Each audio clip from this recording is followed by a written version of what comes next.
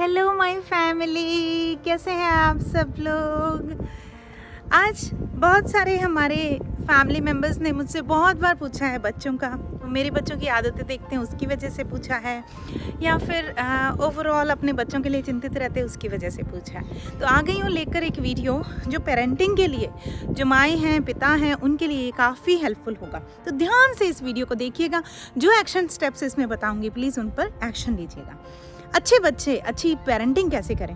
देखिए, सबसे पहले पेरेंटिंग का कोई मैनुअल नहीं होता।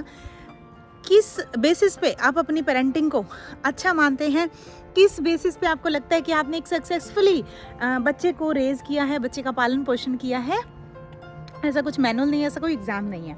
तो सबसे पहले खुद का मूल्यांकन किसी और के साथ कंपैरिजन करके करना बंद कर दीजिए, ठीक है। अब मैंने तो बात शुरू होने से ही पहले बंद कर दी, तो इसका मतलब तो ये है कि हम किसी से कंपेयर ना करें, और अगर गलतियां कर रहे हैं तो गलतियां करें, जैसा चल रहा है वैसा चले। नहीं, एनालिसिस, सेल्फ एनालिसिस करें। खुद की आत्मा सब कुछ बताती है, खुद का सोर्स, खुद की अंदर की डिवाइन सब कुछ बताती है कि क्या हमारे लिए सही है, जो हम कर रहे हैं वो सही है या नहीं, सब कुछ बताती है। तो कैसे करें? सबसे पहले जब बच्चे हमारी लाइफ में आते हैं, बच्चों को अक्सर हम गलती कर लेते हैं अपनी धरोहर समझने का। मतलब ये कि वो कहते हैं ना, मेरा नाम करेगा मेरा बेटा, इस तरह की आशा रखना और उस तरह से उनको पढ़ाना लिखाना समझदारी देने में कोई गलत बात नहीं है, लेकिन सिर्फ यही एक मोटिव रखना कि मेरे सपने मेरे बच्चा पूरा करेगा। क्यों भाई, उसके खुद के भी सपने हैं। उसको इतनी आज़ादी हमने देनी है कि वो अपने इंडिपेंडेंटली सपने चुन सके। उसको इतना एक्सपोजर देना है कि वो कोई भी डिसीजन अच्छे से ले सके। हमें उसके बिहाफ पे डिसीजन नहीं लेना है। हम अक्सर ये गलती करते हैं वो इस वजह से, क्योंकि हमारी सोच के अंदर जो बीज होता है वो यही होता है कि बच्चे they will carry it forward. मतलब ये कि जो हमारी अधूरी इच्छाएं हैं, अगर बच्चे अच्छा पढ़ रहे हैं तो वो हमारा एक शान का मैटर है।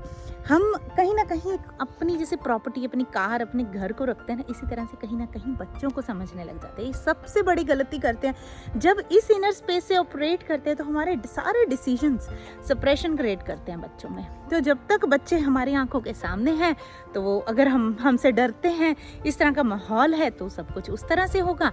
जैसे ही हमारी एब्सेंस हुई तो वो अपनी मर्जी से, हो सकता है कुछ ऐसे डिसीजंस ले जो हमसे कॉन्ट्राडिक्टिंग हो। तो इसको सॉल्व कैसे किया जाए? सॉल्व ये कि ये एक चीज़ माने कि जो बच्चे हैं सिर्फ आपकी फिजिकली अंश नहीं है। हम कहते हैं ना, हमारा जिगर का टुकड़ा हमारी बॉडी में से ज़रूर आए हैं। उनकी जो क्रिएशन है, उनकी संरचना है, वो हमारी डीएनए से ज़रूर हुई है, लेकिन वो एक इंडिपेंडेंट सोल है। उस सोल ने हमारा घर चूज़ किया है, हमारा परिवार चूज़ किया है, आपको, आपके पार्टनर को एज अ मदर फादर उन्होंने चूज़ किया है। वो इस वजह से क्योंकि उस सोल का कुछ पर्पस है इस लाइफ टाइम में, और इस लाइफ टाइम के उस पर्पस को कंप्लीट करने के लिए वो सोल हमारे घर आई है। तो वो जो सोल आई है उसका एक लर्निंग प्रोसेस है, वो कुछ लर्निंग लेसन्स लेके आई है कि मुझे ये लर्न करना है इस जन्म में, ये मुझे एक्सपैंड करना है, ये मुझे इम्प्रूव करना है, ये सब चीज़ें वो लेके आई है, राइट। अब उसमें अगर हम खुद का ऐसा सोचें कि हाँ, मेरे ही हिसाब से चीज़ें होनी चाहिए, मेरे ही हिसाब से इस बच्चे को एक्शन करना चाहिए, तो वो ज़बरदस्ती होगा, ठीक है। तो जब हम इस बात से क्लियर हो जाते हैं कि ये जो बच्चा है वो मेरे घर में एक इंडिपेंडेंट सोल आई है, तो हमारा भाव उसको देखने का, उसकी पेरेंटिंग करने का कंप्लीटली चेंज हो जाता है। हम उसे जो भाव, पेरेंटिंग, एक मैं कोट बोलती हूँ हमेशा, दैट इज़ पेरेंटिंग इज सेवा। जो पेरेंटिंग है उसको सिर्फ ये ना माने कि हाँ, आपके घर में बच्चा पैदा हुआ है, आपको उसकी ये सब चीज़ें, एक्शंस पूरे करने हैं। या कई बार पेरेंट्स को अपनी सिचुएशन के हिसाब से बर्डन भी लगता है, बोरिंग काम लगते हैं। ये जैसे कहते हैं बच्चे दिमाग ऐसा करके रखते हैं, बच्चे परेशान करके रखते हैं, इस तरह की चीज़ें हम अक्सर बोलते हैं। बहुत कॉमनली मैंने सुना है, माताओं के भी और ओवरऑल फैमिलीज़ में भी। पेरेंटिंग एक सेवा है और सेवा बड़े सौभाग्य से मिलती है।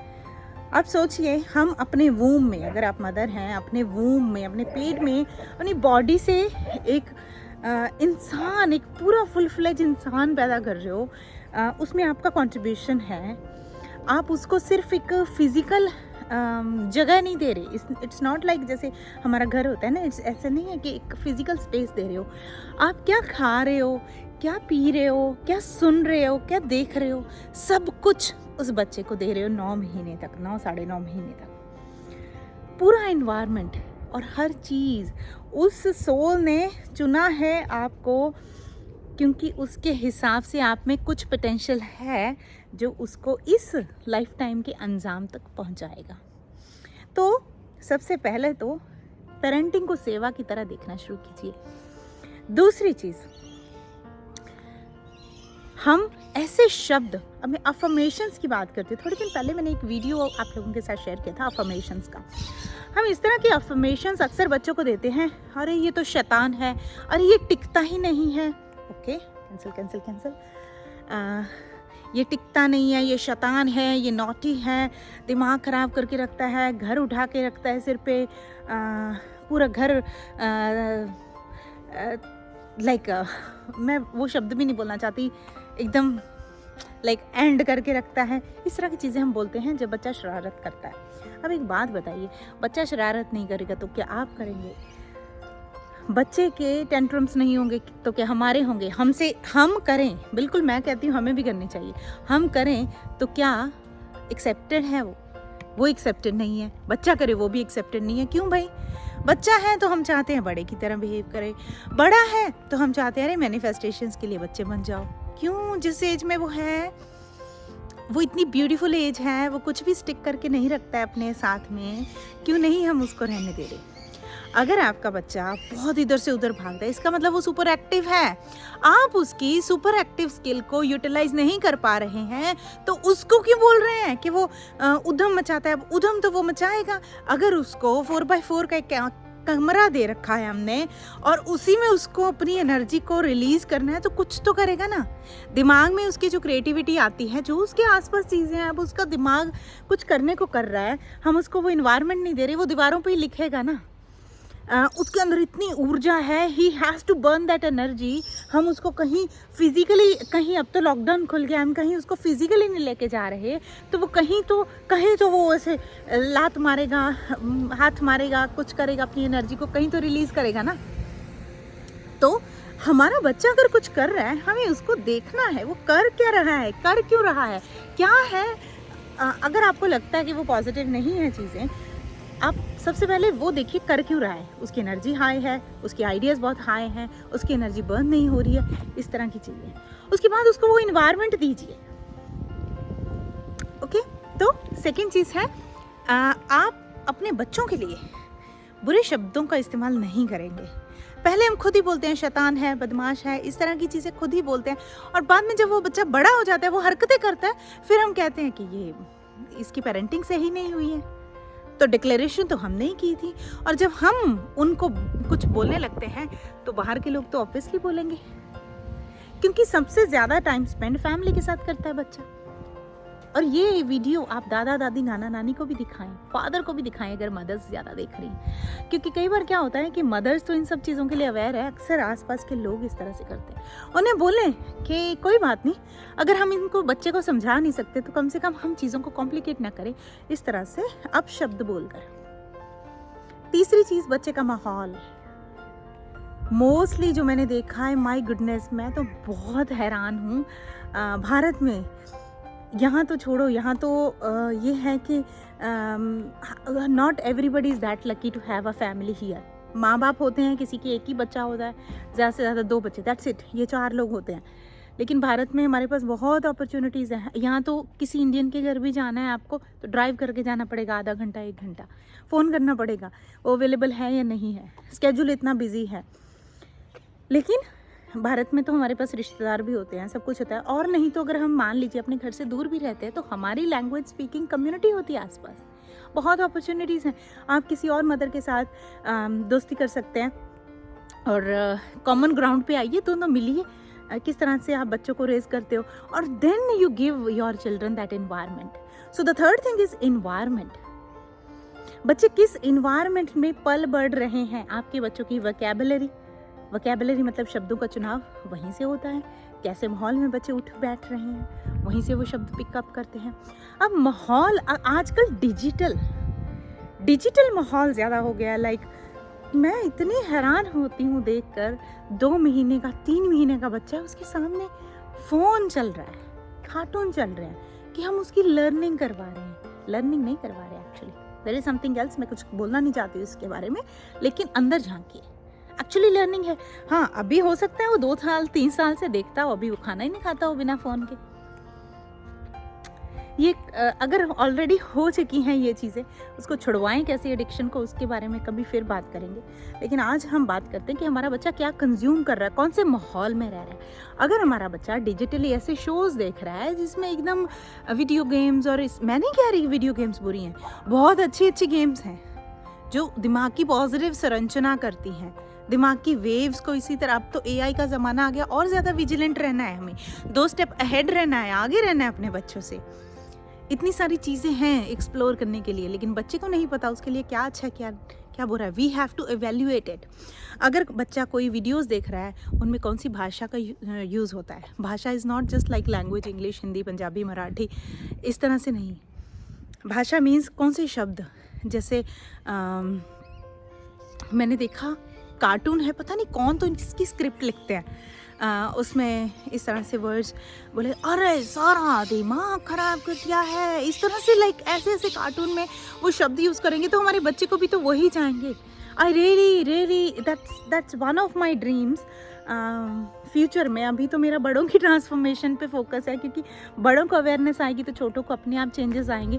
लेकिन बहुत जल्दी, may be with in 2-3 years, जो मेरा ड्रीम प्रोजेक्ट है ना, क्योंकि मैं हमेशा बच्चों के साथ ज़्यादा काम किया है, आप लोगों को पता ही है, तो I really want to give something to children, कि उनका पॉजिटिव विकास हो, कि मेरी जैसी वंदना नारी को 30 साल के बाद यहाँ ना आना पड़े यूट्यूब के ऊपर और उनके पेरेंट्स को समझाना पड़े। बच्चे ऑलरेडी इन सब चीज़ों को अपने लाइफस्टाइल में धार चुके हैं।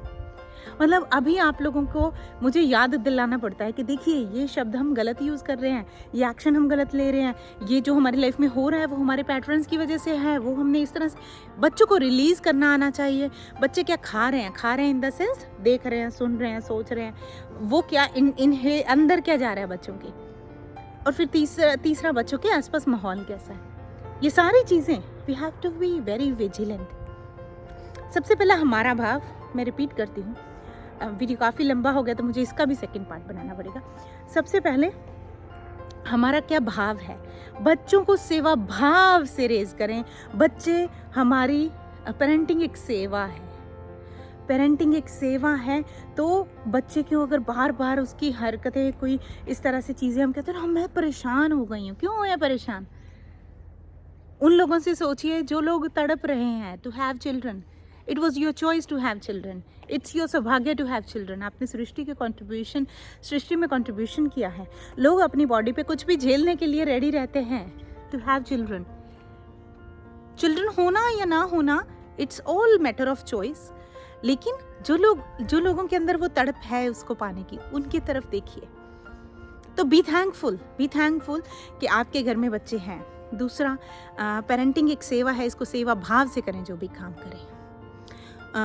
तीसरा, कौन सी शब्दों का चुनाव आप करते हैं जब बच्चों के साथ बात करते हैं या बच्चों के बारे में बात करते हैं। चौथा, कौन से माहौल में आपके बच्चे रेस हो रहे हैं। ये 4 चीज़ें, बहुत सारी चीज़ें और हैं जो मैं आगे आपके साथ शेयर करूँगी, लेकिन 4 चीज़ें अगर मैं वापस जाऊँ अपनी लाइफ पे, तो इन 4 चीज़ों का हमने बहुत ध्यान रखा है। हम तो वैसे भी घर में हमारी बोलवाणी में ऐसे शब्द यूज़ नहीं करते, मैं फिर भी कभी गलतियाँ कर जाती हूँ। तो मेरे पार्टनर बिल्कुल मुझे एकदम याद दिलाते हैं कि ओ कहाँ जा रहे हो आप, लाइक दैट। तो बी वेरी विजिलेंट, बी और चौकीदार बनना, सबको सबसे पहले चौकीदार ही बनना चाहिए, बाकी सब चीज़ें तो बाद में करनी चाहिए।